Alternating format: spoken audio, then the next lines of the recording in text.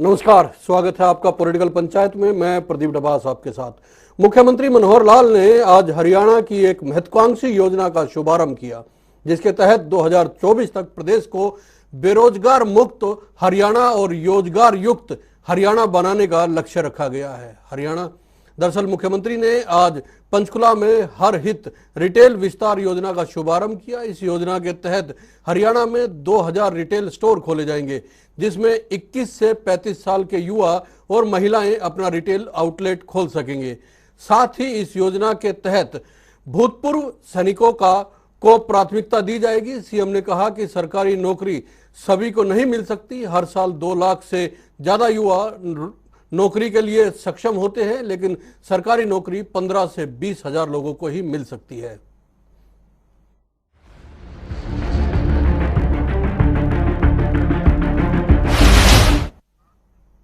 जी, सुन लेते हैं क्या कहा है मुख्यमंत्री मनोहर लाल ने। ठीक है कि युवक की इच्छा रहती है सरकारी नौकरी प्राप्त करना, लेकिन हमें मालूम है कि सरकारी नौकरी बहुत सीमा है, उसकी लिमिटेड स्कोप है। सब युवकों को ये नौकरी नहीं मिल सकती। हर वर्ष लगभग 2 लाख युवा ये नए इस दायरे में शामिल हो जाते हैं, जिनकी आयु हर वर्ष 18 साल से ऊपर बढ़ जाती है। और सरकारी नौकरियां 15,000, 20,000, 25,000, इससे ज्यादा तो नहीं है। हरियाणा के युवकों को रोजगार मिले, इस नाते से एक नई दिशा है। हम चाहते हैं कि हरियाणा का युवक, खास करके 18 साल से और 35 साल तक का जो युवक है, वो एक भी बेरोजगार न रहे। और इसका टारगेट हमने 2024 ये टारगेट रखा है कि बेरोजगार मुक्त हरियाणा, रोजगार युक्त हरियाणा। जी, 2024 तक रोजगार युक्त हरियाणा, बेरोजगार मुक्त हरियाणा, यह टारगेट लेकर हरियाणा सरकार चल रही है। रंजीता मेहता जी हमारे साथ भारतीय जनता पार्टी से जुड़ चुकी है, अजय सिंगला साहब कांग्रेस से हमारे साथ जुड़ चुके हैं और अमनदीप केसरी साहब इंडियन नेशनल लोकदल से जुड़ चुके हैं। पहला सवाल रंजीता जी आपसे, लक्ष्य बड़ा है, उम्मीदें भी बड़ी हैं, लोगों को रोजगार की एक आस जगी है, हो पाएगा? निश्चित तौर पे हो पाएगा। हमारे माननीय मुख्यमंत्री इतने यशस्वी हैं कि दूर की सोचते हैं। आज जिस तरीके की शुरुआत की गई है, युवाओं, बेरोजगार युवाओं को जो रोजगार देने की बात है, जो बातें कही जाती थी आजकल पूर्ववर्ती सरकारों से, आज उसको जो है अमली जमा बनाने का काम जो है हमारी सरकार ने किया है। जिस तरीके से ये उद्देश्य है कि शुरू में पहले 2000 स्टोर खोले जाएंगे 22 जिलों के अंदर, और आगे चलकर जैसे ही डिमांड बढ़ती है तो ये स्टोर 5000 और भी खोले जा सकते हैं। आप देखिए कि इसके अंदर ना केवल वो खुद नौकरी पाएगा, बल्कि 4-5 लोगों को अपने स्टोर में नौकरी देने का काम भी करेगा। इससे निश्चित तौर पे जो बेरोजगारी की संख्या हमारे हर प्रदेश में बढ़ रही थी, देश में बढ़ रही थी, उसके ऊपर विराम लगेगा। आज जिस तरीके का ये स्टोर खोला जा रहा है, हम पहले बाहर की जो विदेशी स्टोर यहाँ पे हिंदुस्तान में आकर खुलते थे, जैसे कि आपने भी नाम सुने होंगे, वॉलमार्ट है, डी मार्ट है, बेस्ट प्राइस है, तो इस तरीके के जो बाहर के लोग आकर यहाँ पर अब कमाई करते थे, आज हमारे हरियाणा वासियों को हरियाणा का ही एक स्टोर जिसके ऊपर 500 से ज्यादा प्रोडक्ट, 500 से ज्यादा कंपनियां वहां पे अपना डिस्प्ले देंगी और वहां पर रोजगार के रूप में जो है मिनिमम 15,000 रुपए की जो गारंटी है वो एक इंसान के घर में पहुंचे, ये लक्ष्य लेकर हमारी सरकार चल रही है। ज्यादा तो वो कितना भी कमा सकता है, 1 लाख रुपए महीना भी उसकी इनकम हो सकती है, पर कम से कम उसके घर में 15,000 रुपया महीना पहुंचे, ताकि वो अपने जो घर है खुशहाली से चला सके। ये लक्ष्य लेकर जो है हमारे सीएम साहब चल रहे हैं।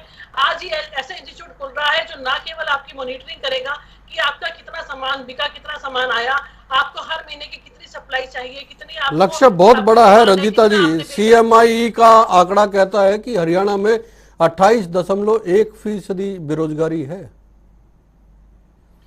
उसी की और ये पहला कदम है। इसके अलावा ये नहीं है कि ये ही अंतिम कदम है, ये पहला कदम है। अगर पूर्ववर्ती सरकारों ने इसके बारे में पहले सोचा होता तो आज ये आंकड़ा 28% तक नहीं पहुंचता, जो कि आंकड़ा आप बता रहे हैं।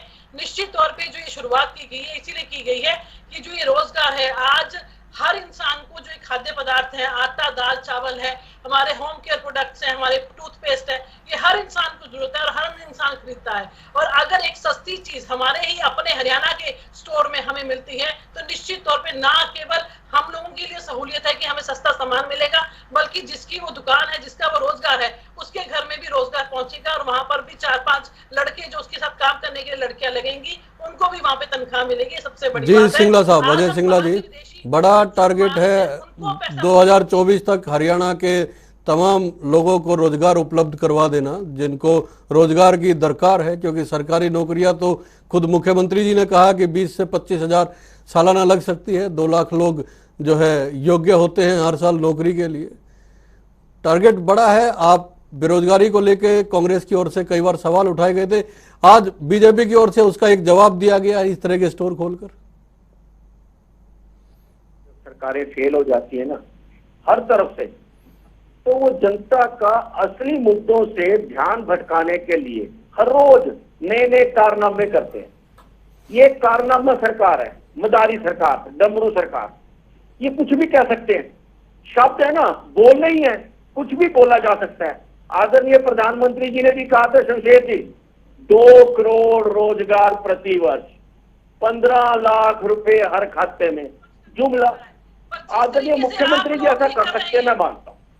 आदरणीय मुख्यमंत्री जी ने बजट सेशन में कहा था कि 5 लाख बेरोजगार हैं, और अभी कुछ महीने पहले कह दिया कि सिर्फ 2 लाख हैं, यानी कि 3 लाख बेरोजगारों को बिना रोजगार दिए बेरोजगारी श्रेणी से हटा दिया। लेकिन अजय सिंगला जी, इतना तो आप मानेंगे ना, रंजीता मेहता जी ने कम से कम यह स्वीकार तो कर लिया कि सीएमआई के जो आंकड़े हैं 28.1%, कह रहे हैं कि उनको ही कम करने के लिए इस तरह के, मुख्यमंत्री तो कहते हैं कि ये आंकड़े ही खराब है, ये आंकड़े ही गलत है, और जो लोग सीएमआई में बैठे हुए वो लोग विपक्ष के लोग हैं। जो आंकड़े आप बता रहे हैं कि जो भी आजकल वार्ता देखता है ना टीवी में, जैसे ही भाजपा के प्रवक्ता आते हैं लोग हंसने लग जाते हैं कि आज कोई नई गेम खेलेंगे।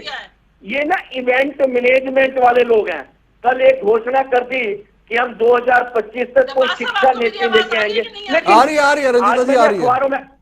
आज अखबारों में पढ़ा कि हरियाणा में बच्चों को मैंने स्कूल तक नहीं। मैंने तो सीएमआई के आंकड़े बताए ना आपको रंजीता जी, आपने कहा कि उसी को कम करने के लिए ये है। जी, इस समय पूरे भारतवर्ष में हरियाणा डंके की चोट पे अव्वल है बेरोजगारी में। हरियाणा का युवा रोजगार मांगता है तो उसको ये सीएमईआई के आंकड़े हैं रंजीता जी, ये आंकड़े सीएमईआई के हैं। इसमें अलग अलग स्टेट्स में बेरोजगारी की दरें बताई गई है। आपकी सरकार कहती है कि ये जो संस्था है जो आंकड़े दिखाती है वो फॉल्स है, वो गलत है, वो झूठी है।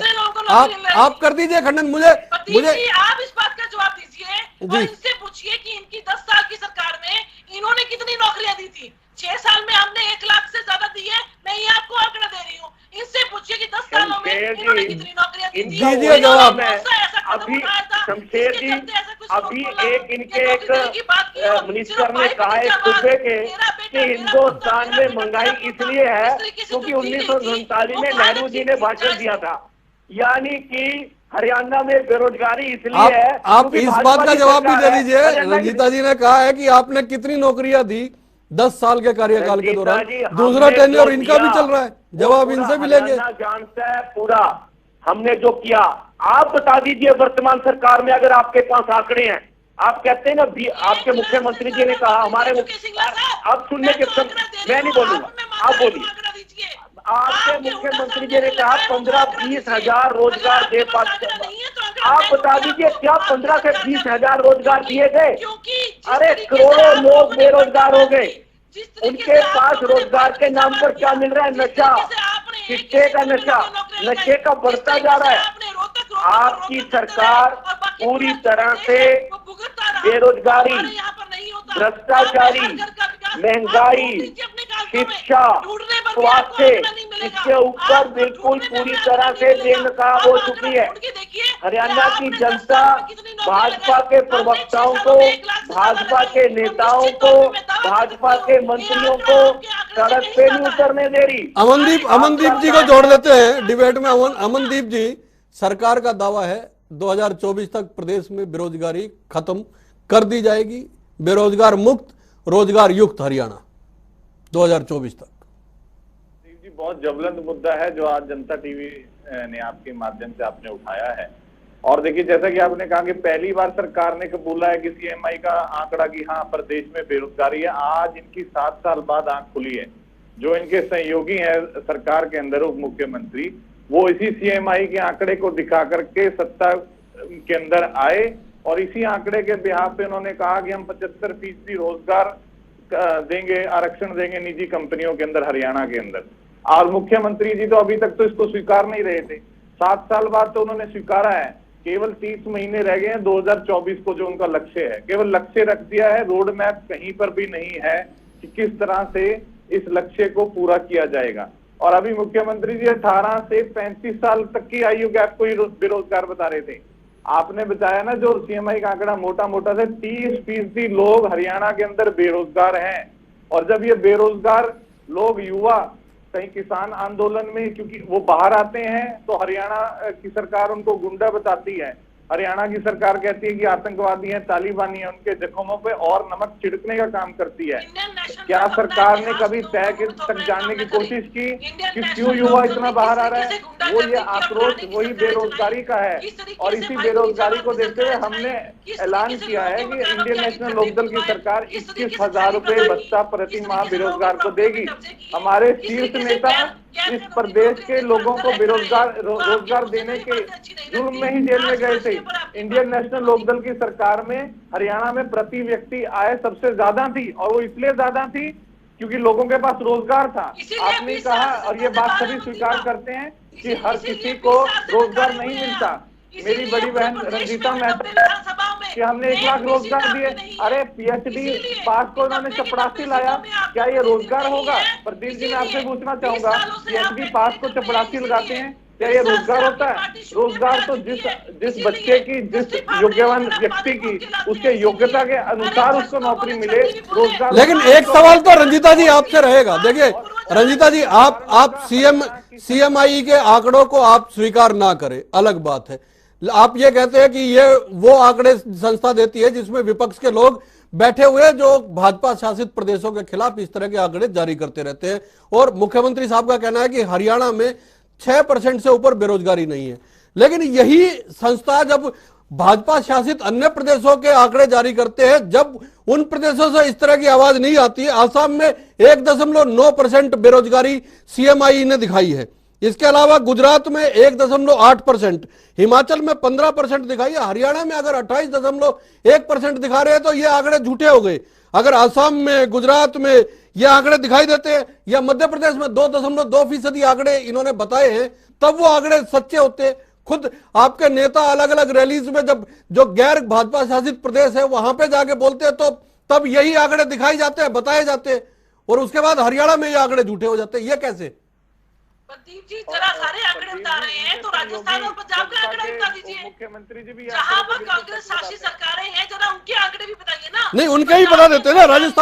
राजस्थान में 21%, हरियाणा से कम दिखाया है इसमें, और पंजाब में 6.8%, उसके ही बता देता हूँ। इनको बहलाने के लिए गालिब ये ख्याल अच्छा है। मुझे एक बात का जवाब दीजिए, आज जो बहस का विषय है वो ये है कि हमने उस बेरोजगारी को कम करने के लिए एक महत्वपूर्ण कदम उठाया है, जिसके चलते यहाँ के युवा को रोजगार वो कदम है क्या? कि वो रोजगार आपने कोई नई इंडस्ट्री लगा दी, किसी इंडस्ट्री से कोई इकरार कर लिया, पक्की जनाब, कोई नया आपने नया क्या कर दिया? केवल भाषण दिया। भाषण से बेरोजगारी कम हो जाएगी कि आप टीवी पर आएंगे या आप किसी न्यूज जलसे में आएंगे, आप भाषण देंगे और बेरोजगारी कम हो जाएगी? आप शमशेर जी ने बहुत अच्छा प्रश्न किया कि आप जवाब देंगी कि यही सीएमआई के आंकड़े अगर दूसरे सूबों में हैं तो आपके नेता रैलियां करके उसको बताते हैं, और हरियाणा में आप इसको कहते हैं ये गलत है। आपकी क्या पॉलिसी है? 895 पदों की भर्ती टीचिंग नॉन टीचिंग स्टाफ की चल रही है, स्क्रीनिंग पेंडिंग है। आईटीआई इंस्ट्रक्टर के 3206 पदों की भर्ती कोर्ट में रखी हुई है। असिस्टेंट लाइनमैन के 1300 पद कोरोना के कारण एग्जाम रद्द कर दिए।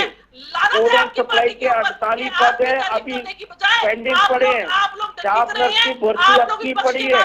Medical paramedical. लेकिन अजय सिंगला साहब, ये बात तो रंजीता जी की ठीक है, जब कोई नया कदम उठाया जाता है उसका स्वागत होना चाहिए, उससे उम्मीद जतानी चाहिए। शमशेर जी, मैं स्वागत करता हूँ। कदम मेरा क्या नाम है? प्रदीप है मेरा नाम, सिंगला साहब। प्रदीप जी सॉरी, आप कदम बता दीजिए क्या है, मैं स्वागत कर लेता हूँ। भाषण देना कदम है क्या? कोई नई इंडस्ट्रीज लगी क्या? कोई दूसरी विदेशी कंपनियां आ गई क्या? क्या इस चीज का कदम उठाया? केवल भाषण दे दिया स्टेज पे आके, ये इसको कदम बोलेंगे? इसे तो मैं, अरे 2024 में तो आपकी सरकार ही नहीं आनी। ये तो एक ध्यान भटकाने वाली बात है। कल शिक्षा नीति, आज बेरोजगारी, कल कांग्रेस मुक्त, आज नहीं, अगर इस तरह के स्टोर भी खुलते हैं, इस तरह के स्टोर भी खुलते हैं और आने वाले टाइम में 2000 स्टोर खोलने की बात कही है, रोजगार तो बढ़ेगा साहब। मैं आपसे एक बात कहना चाहूंगा प्रदीप जी, मेरे पास आंकड़ा नहीं है। अगर ये मुख्यमंत्री जी ने विदेशों से बुला के विदेशी कंपनियों से एक बहुत बड़ी कॉन्फ्रेंस की थी और बहुत बड़े मीडिया में आया था, तो कितने लाख करोड़ का निवेश होगा। अगर 5 पैसे का भी आया वो निवेश, तो मैं आपके चैनल पर बैठ के माफी मांगने को तैयार हूं। एक 5 पैसे का निवेश नहीं आया, केवल भाषणों तक सीमित सरकारें हैं। अगर आप भाषणों तक रहने के बाद काम करना आपने है नहीं, आपने आके केवल आंकड़े देने हैं, झूठे आंकड़े देने हैं, केवल बातें करनी है। उससे बता दीजिए सिंगला साहब को बता दीजिए, रंजीता जी बता दीजिए सिंगला साहब को कौन कौन सी कंपनियां आ रही हैं, बता दीजिए। गुड़गांव के अंदर चाइना की 3 बड़ी कंपनियां जो कि कारों की मैन्युफैक्चरिंग में है, उन्होंने अपने हेड ऑफिस बनाए हैं और एक हेड ऑफिस के अंदर 1800 ज्यादा एम्प्लॉइज हैं। शायद इनको दिखाई नहीं देते। आज इनको ये बताना पड़ेगा, अगर ये चश्मा उतारेंगे अपने आंखों से कांग्रेस का, तो इनको पता चलेगा कि वो हवा में आ रही वो हवा में धरातल में नहीं है। अरे वो हवा में धरातल में नहीं है, धरातल में बात धरातल की हो रही है, हवा की नहीं हो रही। 200 स्टोर खुल जाएंगे और उसका रिबन काटने के लिए जिस दिन जमीन पर हकीकत आ जाएगी, बात उस दिन की होगी। चश्मे उतार के देखिए। आप केवल हवाई बातें करते हैं, हवाई किले बनाते हैं, जनता को अमनदीप जी अगर लगातार निवेश आ रहा है, विदेशी कंपनियां जैसे रंजीता मेहता जी कह रही है आ रही है, कहीं ना कहीं सरकार प्रयास तो कर रही है, रोजगार को लेकर भी और इंफ्रास्ट्रक्चर को लेकर भी, व्यवस्थाओं को लेकर भी। सरकार के प्रयास की ही बात करूंगा। हरियाणा ईज ऑफ डूइंग के मामले के अंदर 4थे स्थान से खिसक कर 16वें स्थान पर पहुंच गया है। और हरियाणा के अंदर जो सबसे ज्यादा रोजगार देने वाले सर्विस सेक्टर है गुड़गांव के अंदर और सॉफ्टवेयर सेक्टर है, उसकी सबसे बड़ी जो संस्था है नासकॉम, उन्होंने बकायदा बयान जारी किया 75% के आरक्षण देने के बाद कि हम आज के बाद यहाँ से कंपनियां हटा लेंगे, हमारे ऊपर आप ये फाउंडेशन मत लगाइए। और आप उस दिन से लेकर आज दिन का गुड़गांव से आंकड़ा उठा लीजिए, आईटी कंपनियों ने अपने प्रोजेक्ट वापस लेने शुरू कर दिए हैं। नए लगाने तो दूर की बात है। हम इस बात से बिल्कुल सहमत हैं कि सभी को सरकारी रोजगार नहीं मिल सकता, लेकिन बाकी रोजगार प्रबंधन करना भी तो सरकार की जिम्मेवारी है। अपनी इन्वेस्टमेंट को देखना, नई कंपनियों को लेकर आना, वो भी सरकार की जिम्मेदारी है। हरियाणा दिल्ली के नजदीक है, हमारी इतने सारे जिले एनसीआर में आते हैं। अगर फिर भी हम रोजगार नहीं जनरेट कर पा रहे, अगर फिर भी हम इन्वेस्टमेंट को नहीं ले पा रहे, अगर फिर भी हम निवेश को नहीं ला पा रहे, तो हमारे लिए बड़ी शर्म की बात है। और इसी से पता लग जाता है कि सरकार का कुप्रबंधन है ये। इनको सरकार नहीं चलानी आती। जिन लोगों को अपने घर बार नहीं चलाने, उनको रोजगार से क्या मतलब है। और अभी रंजीता मेहता जी कह रही है कि 3 चाइनीज कंपनी जो है गुड़गांव में आ रही है। मैं इनसे सवाल करता हूं, एक तरफ तो भारतीय जनता पार्टी सरकार कह रही है कि चाइना का बहिष्कार करो, और दूसरी तरफ आप कह रहे हैं कि उनको हम और ज्यादा प्रमोट कर रहे हैं। ये आप लोगों के दोगले चेहरे हैं और ये भी नहीं हो रहा है। असल में कोई काम धरातल पे नहीं हो रहा, केवल जैसे मुख्यमंत्री जी ने आज घोषणा। लेकिन रंजीता जी एक महत्वपूर्ण सवाल ये है कि इस तरह के स्टोर के लिए तो देखिए आपने रोजगार को लेकर बात की है, लेकिन युवाओं में स्टोर खोलने से वो विश्वास जागृत हो सकेगा, वो एक भरोसा बन पाएगा कि हमें रोजगार की तरफ सरकार आगे बढ़ा रही है। यह महत्वपूर्ण सवाल है। देखिए जो ये स्टोर्स खोले जा रहे हैं, इसके अंदर केवल फ्रेंचाइजी देने का काम नहीं, बल्कि उनकी सारी मॉनिटरिंग, उनकी सारी वहां पर ट्रेनिंग, किस तरीके से उन्होंने उद्योग चलाना है, उनको किस तरीके से प्रधानमंत्री मुद्रा योजना के तहत उनको उसी बिजनेस को चलाने के लिए लोन दिलवाना है, कि सारा का सारा प्रोसेस और मॉनिटरिंग जो है वो सरकार द्वारा की जा रही है। सरकार न केवल अपने आउटलेट खोलेगी बल्कि फ्रेंचाइजी के माध्यम से लोगों को रोजगार देकर इन आउटलेट्स को चलवाएगी। आज उनको हर चीज की सहायता इस हमारे सरकार के माध्यम से उपलब्ध है। और जो गरीब परिवार हैं, जिनकी जो बीपीएल कार्ड होल्डर्स हैं, अगर वो भी इस बिजनेस को शुरू करना चाहते हैं और अगर 15,000 रुपया इनकम उनकी शुरू की 6 महीने में नहीं होती तो उसकी सहायता के लिए भी सरकार है कि उनकी इनकम 15,000 तक हो तो 3,000 रुपया सरकार उनको और भी कंट्रीब्यूशन देने के लिए तैयार है, ताकि उसका बिजनेस खड़ा हो सके और वो घर पे आमदन कर सके। पूरी हर चीज की मॉनिटरिंग जो है इस उद्योग के द्वारा उनके घरों में की जा रही है, ताकि कोई भी दिक्कत उनको ना आए। सेल्फ हेल्प ग्रुप जो एमएसएमई से जो लोग अपने घरों में प्रोडक्ट्स बनाते हैं, उनको भी वहां पर काउंटर उपलब्ध कराए जाएंगे, ताकि उनका जो सामान है वहां पर बिक सके। और सबसे अच्छी बात है कि उसका हरियाणा वासी होना बहुत जरूरी है। जो भी स्टोर की फ्रेंचाइजी लेगा वो हरियाणा वासी होना चाहिए, उसी को ही स्टोर मिलेगा। उसके अलावा कोई भी डिफॉल्ट अगर उसने किसी स्कीम में कर रखा है, किसी गवर्नमेंट की लोन से वो डिफॉल्टरी है, तो किसी भी ऐसे इंसान को जिसका क्रिमिनल रिकॉर्ड है, हर चीज को देखकर जो है फ्रेंचाइजी दी जाएगी। और पिछले 16 वर्षों से ऑलरेडी जो एग्रो इंडस्ट्री है वो इसमें काम कर रही है। पहले वो 6 जिलों में काम कर रही थी, जिसके अंदर गुड़गांव, करनाल, कुरुक्षेत्र, सोनीपत, यमुनानगर, यहाँ पर ये पेट्रोलियम उत्पादक जो है इनके ऊपर इनकी रखरखाव का काम जो है कर रही थी और बेचने का काम कर रही थी। उसके अलावा ये 30 मार्च 1966 में इसकी स्थापना हुई थी और 1979 से ये गेहूं, चावल और जो बाजरा है उसकी खरीद और उसके भंडारण का काम जो है ये करती आ रही है। पूरी एक्सपीरियंस है हर लोगों को जो ये काम कर रहे हैं। और निश्चित तौर पे जो लोग इसमें इंटरेस्टेड है फ्रेंचाइजी के अंदर, और रोज का हमारे खाने पीने का सामान, रोज के हमारे इस्तेमाल का साबुन का इस्तेमाल। जी अमनदीप जी, ग्रामीण रोजगार भी बढ़ेगा, शहरी रोजगार भी बढ़ेगा, लोगों में एक भरोसा बनेगा। रोजगार बढ़ेगा और शहर के अंदर भी परंपरागत रोजगार हरियाणा में थे। जगाधरी में बर्तन उद्योग था, अंबाला में साइंस उद्योग था, हिसार में पीतल इंडस्ट्री थी, पानीपत में हॉजरी इंडस्ट्री थी, रोहतक के अंदर कपड़ा व्यापार था।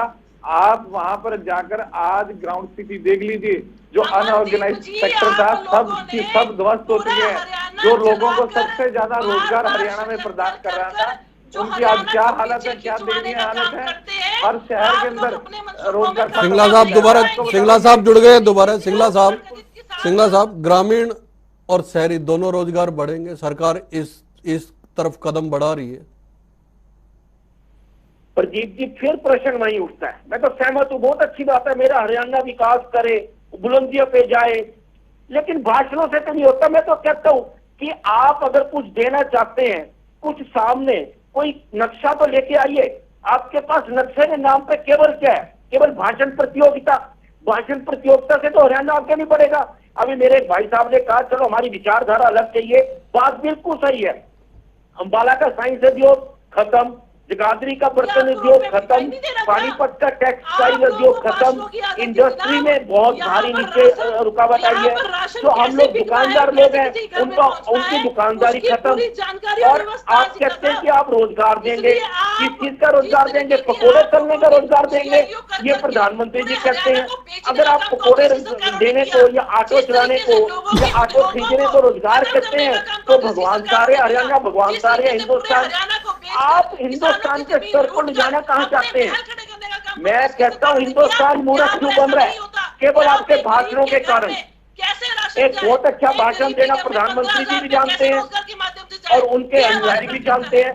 जब भाषणों से सरकारें चला करती थी, वो अब समय खत्म हो चुका है। तो हरियाणा की जनता आपकी असलियत जान चुकी है। और आप कह रहे 24 में आप बेरोजगारी मुक्त कर देंगे। अरे लोगों ने आपको मुक्त कर देना है 2024 में। अभी इलेक्शन करवा लीजिए, अगर आपको उम्मीदवार भी मिल जाए आपके लिए। आपको इतना भारी हरियाणा में मिल रहा है, आपके नेता घर से बाहर नहीं आ रहे, आपके मंत्री घर से बाहर नहीं आ रहे, आपके अध्यक्ष सभाएं नहीं कर पा रहे, मुख्यमंत्री सभाएं नहीं कर पा रहे, किसान आंदोलन को आप नहीं समझा पा रहे। किसान, कर्मचारी, व्यापारी, मजदूर, आड़ती सब आपसे नाराज है, सब आपसे परेशान है। आप क्या कर रहे हैं? ढकोसले कर रहे हैं, डमरू बजा रहे हैं, भीड़ इकट्ठा कर रहे हैं, ढोल बजा रहे हैं। ये तो आप सरकार चला रहे हैं। सरकार पे आपकी प्रेशर नहीं। भ्रष्टाचार में नंबर 1, बेरोजगारी में नंबर 1, शिक्षा का स्तर बिल्कुल खत्म हो गया। कोरोना के कारण जितनी मृत्यु हुई, जितने अव्यवस्था रही, पूरे हिंदुस्तान ने देखा। आप क्या करते हैं?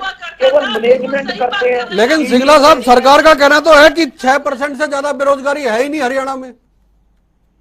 अब यही तो कहना सरकार का, मीठा मीठा आ, कड़वा कड़वा थू। यही सीएमआई के आंकड़े अगर कहीं और इनके पक्ष में है तो वो बिल्कुल ठीक है। ऐसे पर्चे लहराते हैं, देखो बेरोजगारी नहीं है, और यहाँ पे वो झूठे हैं।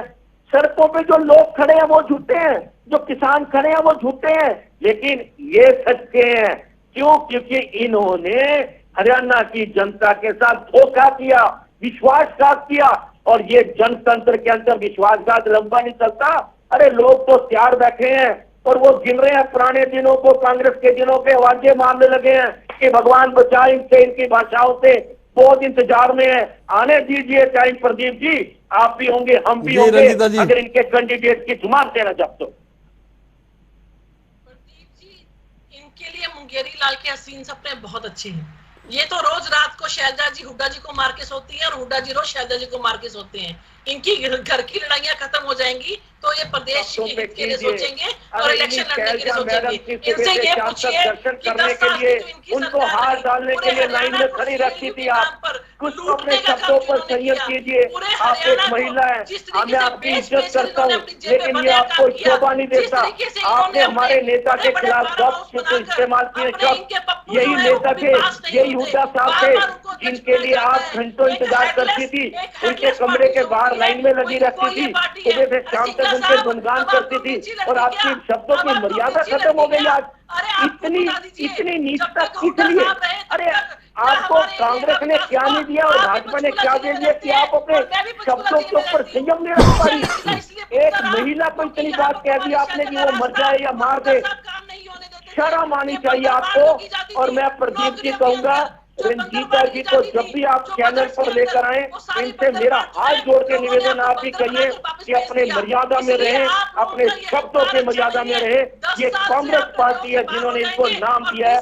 अगर ये अपनी किसी इच्छा के कारण किसी दूसरी पार्टी में चली जाती है, इसका मतलब ये नहीं कि ये उन्हीं नेताओं के खिलाफ अभद्र भाषा का प्रयोग करे। लेकिन आरोप प्रत्यारोप और एक दूसरे पे छीटाकसी के बीच जो मुद्दा है सिंगला साहब, मसला रोजगार का है।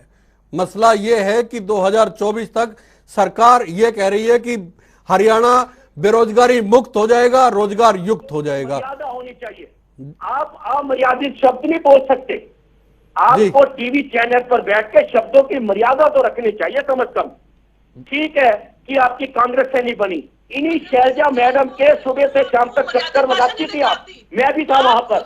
इन्हीं हुड्डा साहब के सुबह से शाम तक चक्कर लगाती थी, और आप अपने शब्दों में आज क्या शब्द इस्तेमाल कर रहे हैं? निवेदन है आपसे, अरे राजनीति का स्तर इतना मत गिराइए। आप राजनीति का स्तर इतना मत गिराइए। आप अपने आप को क्यों गिराना चाहती है? आप तो कुछ उसके बावजूद तारीफ करने की बजाय आप सिर्फ निखिदने का काम करते हैं। लानत है ऐसी अमनदीप जी, आपको नहीं लग रहा कि आपसी छीटाकसी और बहसबाजी के बीच में जो मसला था, वो मसला यह था कि 2024 तक हरियाणा बेरोजगारी मुक्त होगा, रोजगार युक्त होगा? आपको भरोसा है, लग रहा है सरकार जिस तरह से कदम उठा रही है? प्रदीप जी, जैसा कि अभी आपने बताया कि सरकार कह रही है कि केवल 6% बेरोजगार है हरियाणा, तो ये अपने आप में एक सवाल उठाता है कि अगर सच में ऐसा है तो सरकार फिर बेरोजगारी के लिए इतना बड़ा लक्ष्य कैसे कह रही है कि भाई हम 2024 तक और ये योजनाएं चला देंगे? यानी कि सच में बेरोजगारी बहुत ज्यादा है हरियाणा में, और सरकार ये झूठा आंकड़ा पेश करती है अपनी नाकामी को बचाने के लिए। केवल 6% बेरोजगार है हरियाणा के अंदर, और सरकार को ना तो इस जो है दलदल से निकलने का रास्ता ही नहीं पता कि किस तरह से हम निकले, क्योंकि इनको ना तो इस प्रबंधन का ज्ञान है कि किस तरह से हम प्रबंधन करें, और केवल एक घोषणा कर देते हैं कि 2024 में सबको रोजगार दे दिया जाएगा। और जो अपने 1 लाख रोजगार की छाती थपथपा रहे हैं, इनसे जरा पूछिए तो सही कि जब PhD पास, MA पास अगर चपड़ासी लग रहे हैं तो क्या उसको ये रोजगार मानते हैं? क्या युवाओं को उनके योग्यता के अनुसार ये रोजगार दे पा रहे हैं? हम ये नहीं कहते कि सबको सरकारी रोजगार दीजिए, तो लेकिन आप ऐसे अवसर तो पैदा करें ना युवाओं के लिए जो उनकी योग्यता के अनुसार रोजगार दे सके। आखिरी 40 सेकंड है मेरे पास, आखिरी 40 सेकंड सिंगला जी का लूंगा, उसके बाद रंजीता जी आपके पास आता हूं। आपके लिए दो सवाल इंडियन नेशनल लोकदल की ओर से है।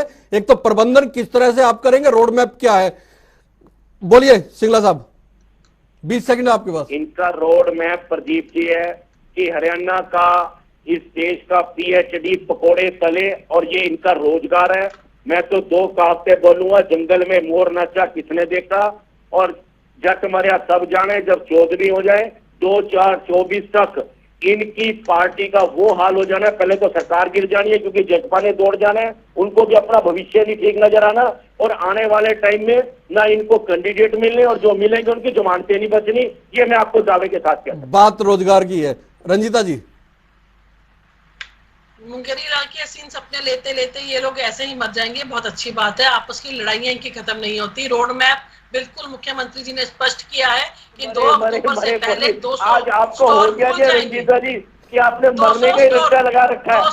अरे रंजीता जी, आप टीवी चैनल पर बैठी हैं, ये मरा मरा मरा शब्द छोड़िए, जिंदा जिंदा शब्द रखिएगा, पॉजिटिव सोच सोचिएगा, पॉजिटिविटी के साथ जिएगा। मेरा निवेदन है आपसे, ये क्या आप मरा मरा मरा, ये मरे वो मरे, नहीं, ऐसा नहीं चलता। मैं कहता हूँ भगवान करे कोई ना मरे। रोड मैप तैयार है, भारतीय जनता पार्टी की ओर से ये कहना है। कांग्रेस का कहना है कि कम से कम मरने खपने की बातें तो ना की जाए, रोजगार की बात है तो रोजगार की बात की जाए। और इंडियन नेशनल लोकदल का कहना है कि रोड मैप तैयार कैसे होगा, क्या व्यवस्थाएं की गई है, ये बीजेपी बताए। देखते हैं 2024 का लक्ष्य लेके चल रहे हैं, कितना रोजगार मिलता है। धन्यवाद।